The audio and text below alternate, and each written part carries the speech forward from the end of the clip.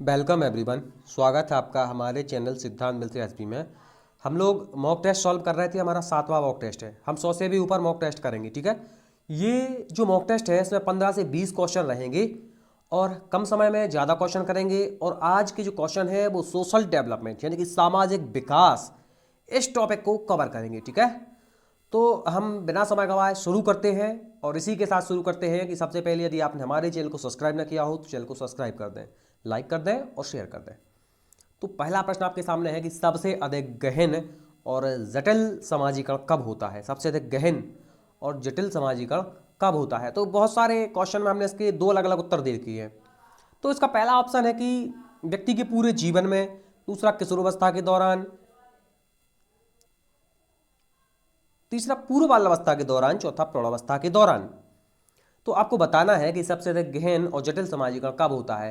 तो इसका मैं सही उत्तर आपको बता दूं कि किशोरावस्था के दौरान, यानी कि दूसरा सही है कि सबसे अधिक गहन और जटिल समाजीकरण किशोरावस्था के दौरान होता है, ना कि पूर्व बाल्यावस्था के दौरान। क्योंकि एक टीचर ने हमें यह बताया था कि पूर्व बाल्यावस्था के दौरान होता है सबसे अधिक गहन और जटिल समाजीकरण।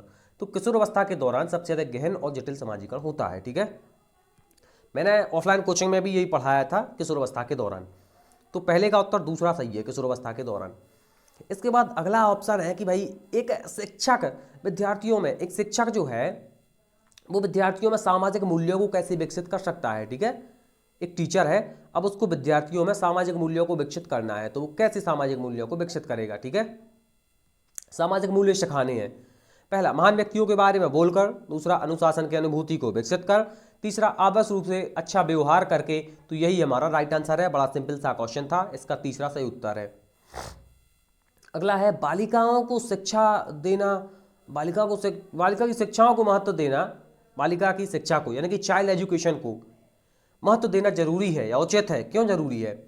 बालिकाएं बालकों से बुद्धिमान है, ये गलत है।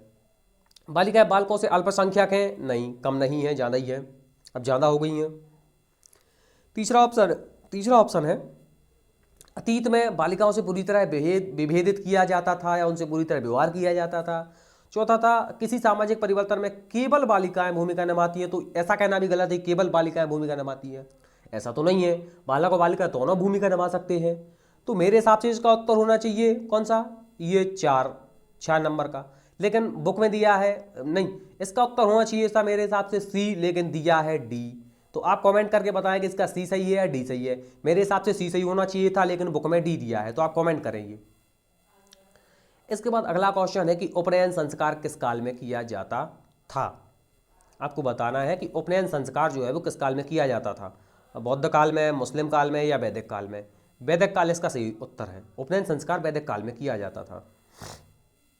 अगला है समाजीकरण वह प्रक्रिया है जिसमें छोटे बच्चे और बड़े यानी कि वयस्क सीखते हैं। किससे सीखते हैं, परिवार से सीखते हैं, विद्यालय जाके सीखते हैं, अपनों से बड़े से सीखते हैं या सभी से सीखते हैं। तो इसका राइट आंसर है डी, सभी से सीखते हैं। इसके बाद अगला आपका क्वेश्चन है कि शिक्षा के संदर्भ में, किस संदर्भ में बातचीत की जा रही है, शिक्षा के संदर्भ में। तो शिक्षा के संदर्भ में सामाजिकरण से क्या अर्थ है या सामाजिकरण से क्या तात्पर्य है। पहला, अपने सामाजिक नियम बनाना, समाज में बड़ों का सम्मान करना, सामाजिक मानदंडों का सदैव अनुपालन करना, ये गलत है। इसके बाद सही उत्तर है समाज के जो नियम है उसका सामाजिक वातावरण में अनुकूलन करना उन नियमों के साथ और समायोजन स्थापित करना। सी आपका सही है। इसके बाद अगला है कि समाजीकरण क्या है, सोशलाइजेशन क्या है। आपको बताना है सोशलाइजेशन क्या है। पहला, शिक्षक और पढ़ाए गए के बीच संबंध स्थापित करना, समाज के आधुनिकीकरण की प्रक्रिया, मतलब समाज को आधुनिक बनाओ, ये तो समाजीकरण नहीं है। समाजीकरण मैंने आपको बताया है कि जब भी आप समाज के नियमों के साथ, समाज ने जो नियम बना रखे हैं कि आप ये चीज़ समाज में कर सकते हो, ये नहीं कर सकते हो, तो नियमों के साथ आपको, उन मानदंडों के साथ आपको अनुकूलन करना है, उनके साथ समायोजन करना है, ये है समाजीकरण। बाकी सब बेकार के ऑप्शन है। सी आपका राइट आंसर है। अगला है कि एक के अतिरिक्त, यानी एक ऐसा ऑप्शन है 4 में जिसके अतिरिक्त बाकी सभी यह संकेत करते हैं कि बच्चा संवेगात्मक रूप से और सामाजिक रूप से बहुत अच्छा है, समायोजित है। तो कौन सा ऑप्शन है जो हमें यह बताता है कि बच्चा समायोजित नहीं है या संवेगात्मक रूप से अच्छा नहीं है।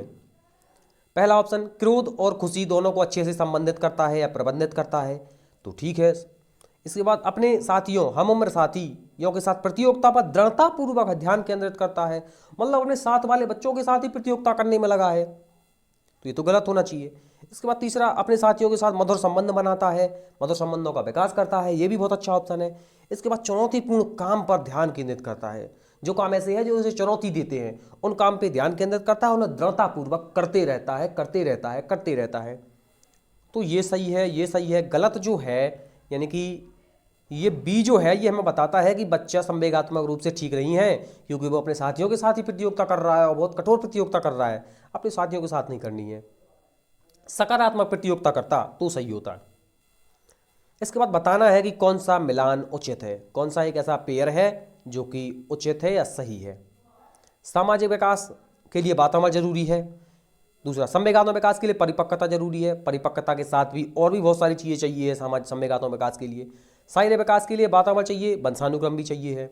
संज्ञानात्मक विकास के लिए परिपक्वता चाहिए और भी बहुत सारी चीज़ें चाहिए, लेकिन सही जो ऑप्शन है जिसके लिए सिर्फ वातावरण चाहिए है वो है सामाजिक विकास, क्योंकि सामाजिक विकास समाज में जाके होगा, लोगों के साथ जुड़ के होगा, संपर्क स्थापित करने से होगा। तो इसके लिए वातावरण अच्छा होना जरूरी है। अच्छे वातावरण में रहेंगे अच्छा सामाजिक विकास होगा, गंदे वातावरण में रहेंगे गंदा सामाजिक विकास होगा। तो पहला आपका राइट आंसर है। अगला है, समाजीकरण में कौन कौन सी चीज़ें सम्मिलित हैं। सांस्कृतिक संचरण और क्या शामिल है। पहला, बच्चे के लेबलों में समायोजित करना। लेबल का मतलब होता है कि बच्चों पे चिपका देना कि ये बहुत होशियार बच्चा है, ये बहुत गंदा बच्चा है, ये बहुत पढ़ने में कमजोर बच्चा है, ये होता है लेबल। तो ये तो गलत है। तो समाजीकरण में सम्मिलित है सांस्कृतिक संचरण और दूसरा, संवेगात्मक संबंध उपलब्ध कराना, विद्रोहियों को निरुत्साहित करना। राइट आंसर है आपका व्यक्तित्व विकास, इंडिविजुअलाइज्ड व्यक्तित्व विकास, मतलब हर एक व्यक्ति का व्यक्तिगत विकास करना, उसके व्यक्तित्व का विकास करना, एक एक का, सबका नहीं, सबका अलग अलग करके व्यक्तित्व का विकास करना, ये समाजीकरण में शामिल है। ये सबका समाजीकरण करना है, सबके व्यक्तित्व का विकास करना है, सबकी पर्सनालिटी को डेवलप करना है। अगला ऑप्शन है कि जब कभी दो या दो से अधिक बच्चे एक साथ मिलते हैं और एक दूसरे को प्रभावित करते हैं तो वे एक सामाजिक समूह का निर्माण करते हैं। कैसे समूह का निर्माण करते हैं? एक सामाजिक समूह का निर्माण करते हैं। यह कथन कैसा है? यह कथन आंशिक रूप से सही है या कदाचित सत्य है या असत्य है या सत्य है। तो जब कभी दो या दो से अधिक व्यक्ति एक साथ मिलते हैं और एक दूसरे को प्रभावित करते हैं तो वे एक सामाजिक समूह का निर्माण करते हैं।